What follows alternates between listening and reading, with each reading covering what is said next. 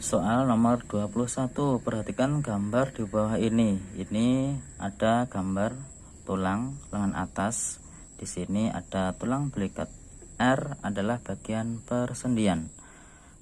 Nama sendi pada bagian R dan tulang yang memungkinkan gerakan sendi tersebut adalah titik-titik. Nah, jadi di sini ada sendi peluru yang mana tulang yang satu itu bisa digerakkan ke segala arah. Jadi ini sendi peluru. Jadi untuk sendi putar salah ya. Nah, kemudian yang bekerjanya itu melibatkan ini tulang lengan atas dan yang ini adalah tulang belikat. Sehingga jawaban yang betul adalah A. Selanjutnya nomor 22. Perhatikan gambar sistem pencernaan manusia di bawah ini. Pasangan organ pencernaan dan proses dan enzim yang benar adalah titik-titik. Option A, diperhatikan organ P. P itu adalah mulut. Proses mencernanya adalah mengubah amilum menjadi glukosa. Enzimnya adalah betialin. Betul ya? Betul. Sehingga jawaban nomor 22 itu A. Namun kita lihat option yang lain, manakah yang salah? Organ Q, lambung, mengubah lemak menjadi asam lemak dan glukosa. Salah ya.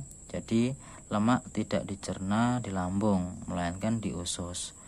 Kemudian enzim yang terlibat adalah amilase. Salah juga ini. Oke. Yang C, organ R. Organ R di sini ada usus ya, usus halus. Di sini usus 12 jari, pangkal muara dari pankreas. Ini R. Di sini proses mencernanya mengubah protein menjadi asam amino. Oke, betul ya. Ini betul, namun enzim yang terlibat itu bukan renin. Salah. Yang betul adalah tripsin.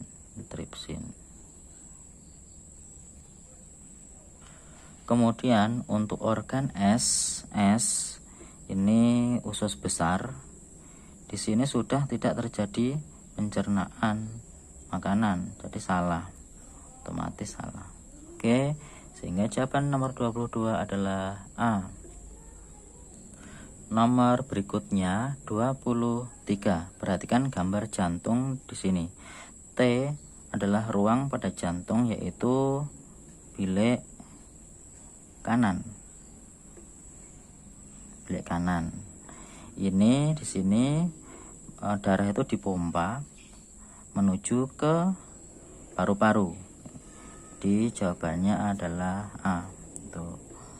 Kalau memompa darah kaya akan karbon dioksida menuju ke jantung, ini adalah vena cava.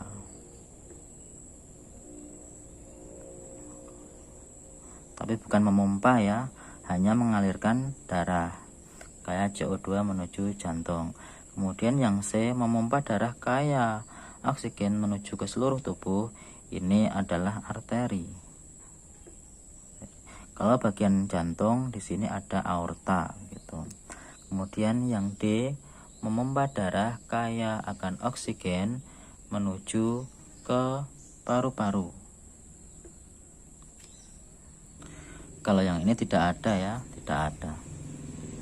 Selanjutnya nomor 24, ini ada artikel tentang penyakit paru obstruktif kronis PPOK. Anak-anak silakan dibaca. Lanjut terus gitu. Nih, pahami. Nah, pernyataan positif yang berkaitan dengan PPOK yang mana? Nah, langsung saya jawab saja ya. Jadi yang benar adalah A, di mana bahaya PPOK menyebabkan orang meninggalkan kebiasaan merokok atau menghirup asap rokok dan asap hasil pembakaran gitu. Nomor 25.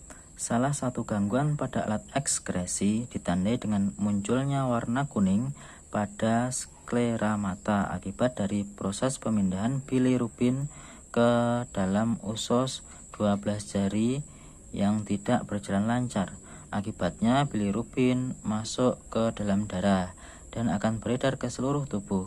Berdasarkan paparan tersebut dapat diprediksi organ yang mengalami gangguan atau penyakit yang dimaksud adalah jelas yang menghasilkan bilirubin adalah hati. Gitu. Nomor 26, perhatikan gambar organ reproduksi wanita. Organ yang ditunjuk huruf V. Nah, proses yang terjadi pada bagian berlabel V adalah titik-titik. V itu adalah ovarium ya, ovarium. Ini adalah terjadi proses pembentukan sel-sel kelamin betina atau sel telur atau ovum. Jadi jawabannya itu D. Namun kita selidiki satu persatu. Yang A, peluruhan dinding endometrium yang tidak digunakan ini adalah ada di rahim, gitu, di bagian sini. Itu yang A. Kemudian yang B, pertemuan antara sel telur dan sel spermatozoa ada di oviduk atau tuba Fallopi, ada di sini. Untuk yang C, penebalan dinding untuk persiapan implantasi. Ini juga ada di dinding rahim di sini. Oke, begitu. Jadi A, B, C salah, yang betul adalah D. Selanjutnya nomor 27. Perhatikan gambar penampang melintang daun. Nama jaringan X, ini jaringan X berikut. Fungsinya yang benar adalah titik-titik. Jadi nama jaringan dan juga fungsinya yang benar. Ini adalah jaringan palisade atau jaringan tiang yang fungsinya sebagai tempat fotosintesis. Nah, kita selidiki yang jawaban A, jaringan tiang penguat daun. Oke, kurang tepat ya. Parenchyma spons menyimpan udara pernapasan. Salah ya. Jadi ini spons ada di sini. Salah. Epidermis atas melindungi jaringan di bawahnya. Jadi epidermis atas ada di bagian ini. Ini jaringan epidermis. Salah. Jadi yang betul adalah jaringan palisade untuk fotosintesis. Soal selanjutnya nomor 28. Perhatikan gambar percobaan Ingenhousz berikut ini. Jadi ada percobaan 1 di mana ini menggunakan air es, kemudian percobaan kedua menggunakan air biasa, kemudian percobaan yang ketiga menggunakan air es namun di bawah sinar matahari, kemudian yang keempat airnya biasa namun ada sinar matahari. Kemudian diperoleh data hasil percobaan sebagai berikut. Nah, dengan air es dan air biasa mengalami perbedaan jumlah gelembung gas yang dihasilkan tiap 5 menit. Nih, sehingga air es dan air biasa ini yang membedakan adalah apa? Suhunya ya, suhu. Yang membedakan adalah suhu. Kemudian air es dengan air es, namun perbedaannya adalah yang satu di bawah sinar matahari langsung dan yang satu tidak, maka ini juga menghasilkan gelembung yang berbeda. Demikian pula air biasa, yang satu tidak di bawah sinar matahari langsung, yang satu di bawah sinar matahari langsung. Ternyata menunjukkan perbedaan yang besar, di mana lebih banyak gas yang dihasilkan di bawah sinar matahari langsung. Nah, pertanyaannya adalah kesimpulan yang tepat adalah titik-titik. Jadi yang pertama tadi berkaitan dengan suhu, yang kedua berkaitan dengan ada tidaknya cahaya ya, atau intensitas cahaya. Nah, jadi kesimpulan yang tepat di sini adalah C. Hasil fotosintesis sangat dipengaruhi oleh intensitas cahaya dan suhu. Selanjutnya soal nomor 29. Saat ini jagung tahan hama berbiji warna kuning merupakan tanaman unggul yang banyak disukai masyarakat. Sekelompok petani menyilangkan tanaman jagung tahan hama berbiji putih dengan tanaman jagung tidak tahan hama berbiji kuning. Hasil persilangannya adalah 100% tanaman jagung tahan hama berbiji kuning dengan genotip T besar, T kecil, K besar, K kecil. Bila antar keturunan pertama dikawinkan, maka persentase keturunan kedua yang bersifat unggul adalah titik-titik. Jadi tadi yang bersifat unggul itu adalah tahan hama dan warna kuning, T besar dan K besar. Oke, T besar, K besar. Nah, jika kita silangkan keturunan pertamanya,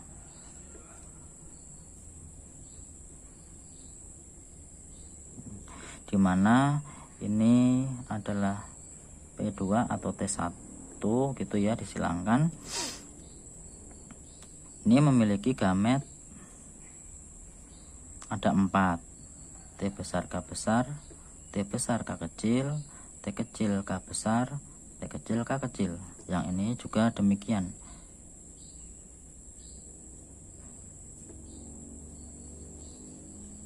Nah, dari keempat masing-masing gamet ini jika disilangkan maka akan menghasilkan keturunan yang kedua, F2, diperoleh. Lebih mudahnya menggunakan tabel seperti ini ya. Jadi kita taruh gamet jantannya di atas, kemudian gamet betinanya ada ke bawah. Nah, yang saya centang di sini adalah keturunan F2 yang bersifat unggul atau tahan hama dengan T besar dan berwarna kuning. Jadi harus ada K besar. Jadi jumlahnya ada, kita hitung. Ada 1, 2, 3, 4, 5, 6, 7, 8, 9. Ada 9 dari 16. Sehingga diperoleh persentase tahan hama dan berwarna kuning atau genotipnya T besar dan K besar ini sama dengan 9/16 dikali 100%. Hasilnya sama dengan 56,25%. Jadi jawabannya yang benar adalah B ya. Nah, B. Soal yang terakhir nomor 30, perhatikan cuplikan artikel berikut ini. Ini ada artikel tentang hormon insulin transgenik untuk penanganan diabetes mellitus. Jadi ini ada materi tentang bioteknologi modern ya. Nah, silakan anak-anak bisa baca. Lalu di bawahnya ini ada beberapa pernyataan. Nah, 1. Akan mengubah sifat agen biologi yang digunakan. 2. Tanpa harus disadari oleh prinsip ilmiah yang tegas. 3. Merupakan hasil pengkajian berbagai disiplin ilmu yang mendalam. 4. Menggunakan teknik fermentasi. Nah, pernyataan yang sesuai dengan artikel tersebut adalah titik-titik. Ingat perbedaan antara bioteknologi konvensional dan modern. Karena ini adalah soal tentang bioteknologi modern, maka kita bisa menganalisisnya hanya sangat mudah. Yang pertama, di sini benar ya, ini tentang bioteknologi modern. Yang kedua, tanpa harus disadari oleh prinsip ilmiah, tanpa harus disadari. Ini kan ciri dari bioteknologi konvensional, jadi salah. Kemudian yang ketiga, merupakan hasil pengajian berbagai disiplin ilmu yang mendalam, betul. Kemudian yang nomor 4, menggunakan teknik fermentasi. Fermentasi ini kan termasuk bioteknologi konvensional, jadi salah. Sehingga jawaban yang betul adalah 1 dan 3. Jawabannya adalah B. Demikian pembahasan soal TPM Kabupaten Sleman. Semoga bermanfaat. Terima kasih atas perhatiannya. Sampai jumpa lagi di video pembelajaran berikutnya. Wassalamualaikum warahmatullahi wabarakatuh. Easy go.